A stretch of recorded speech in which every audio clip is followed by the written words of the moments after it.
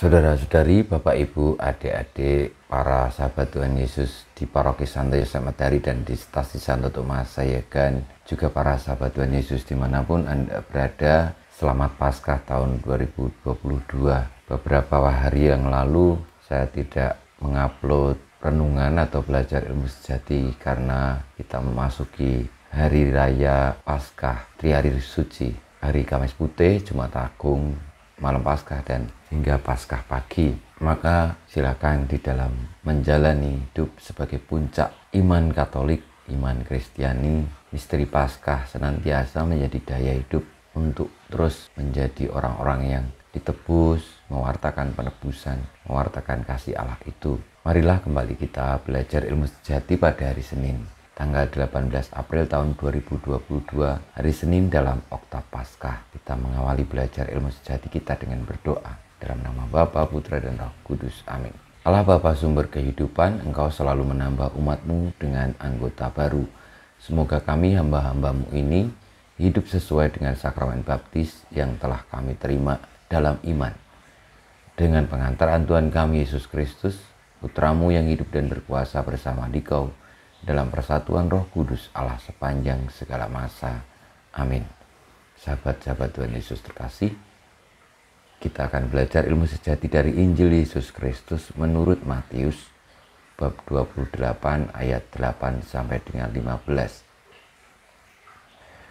Pada waktu itu perempuan-perempuan pergi dari kubur, diliputi rasa takut dan sukacita yang besar.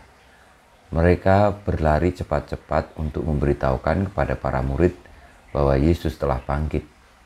Tiba-tiba Yesus menjumpai mereka dan berkata, "Salam bagimu."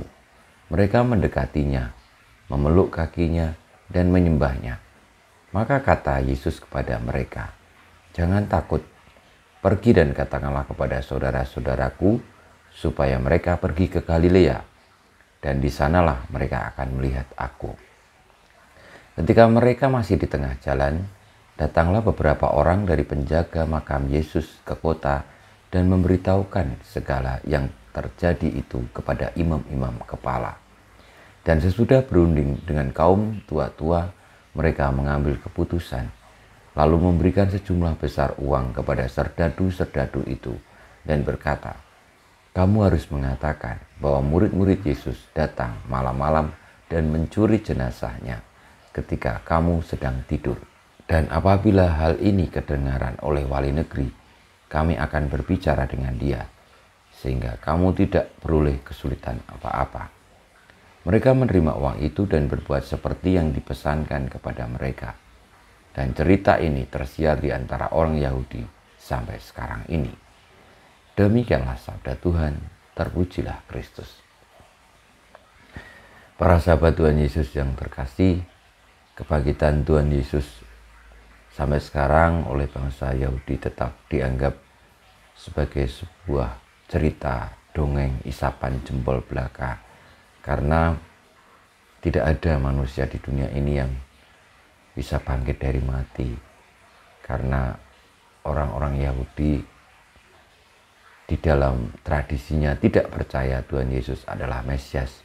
Mereka masih menantikan Sang Mesias itu. Namun sebagai orang-orang yang beriman kepada misteri Paskah, kita percaya Tuhan Yesus sungguh bangkit. Dan itu tanda bahwa kebenaran tidak akan pernah berakhir sia-sia. Bahwa Allah sungguh-sungguh menyelamatkan kita dengan mengalahkan maut dan memberikan jaminan kepada kita akan kebangkitan badan. Sebagaimana para murid yang percaya dan menemui Tuhan Yesus di Galilea. Kita mohon berkat Tuhan, semoga kita senantiasa hidup oleh karena misteri Paskah yang membawa kita kepada misteri penebusan dan keselamatan. Kemuliaan kepada Bapa dan Putra dan Roh Kudus seperti pada permulaan sekarang selalu dan panjang segala abad. Amin. Ya Yesus, jadikanlah hati kami seperti hati-Mu. Tuhan bersamamu dan bersama rohmu kita semua hidup kita, perjuangan kita untuk senantiasa hidup di dalam karya kasih Allah. Kebangkitan Kristus senantiasa dibimbing, dilindungi, diberkati oleh Allah yang Maha Kuasa, Bapa, Putra, dan Roh Kudus. Amin.